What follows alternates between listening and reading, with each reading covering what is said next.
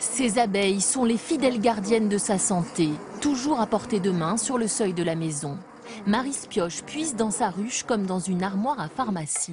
L'acupuncture par les abeilles a vaincu sa sclérose en plaques. Elle attrape l'abeille, elle la pose sur un point d'acupuncture précis. Bingo! Là. Face à l'inefficacité des traitements classiques, elle commence l'apipuncture en 2005, à un stade déjà avancé de la maladie, avec de bons résultats en 3 mois seulement. J'avais une forme de sclérose en plaques particulièrement douloureuse.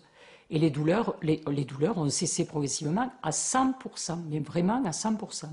Cette ancienne championne de France d'athlétisme, habituée aux défis, intensifie le traitement jusqu'à 40 piqûres 3 fois par semaine. En 2 ans, elle est déclarée guérie.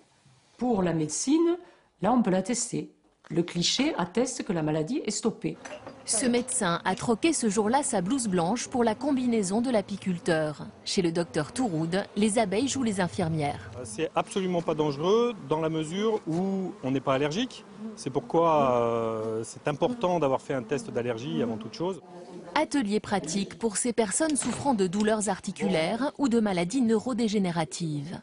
Lou, 11 ans, apprend à piquer sa maman. Grâce aux bons soins de René, Denise, malade de Parkinson, a pu arrêter les anti-inflammatoires. Même si ça pique, même si ça brûle, le venin d'abeille semble bien apaiser les douleurs. Je suis mécano et j'ai des problèmes comme les tennisman. J'ai des problèmes au coude, au tendon. Et bon, je me suis fait soigner autrement, ça ne fonctionnait pas et là, en fait, ça fonctionne. Vous avez quel bienfait? Ben, j'ai plus mal. Pour Marie, fini les béquilles et le déambulateur. Elle a même repris la randonnée. C'est tous les jours que nous faisons entre 10 et 13 km. Et c'est super, voilà. Ravie. Donc, grâce à mes petites abeilles. 200 piqûres par jour, traitement de choc contre la polyarthrite de cette patiente chinoise.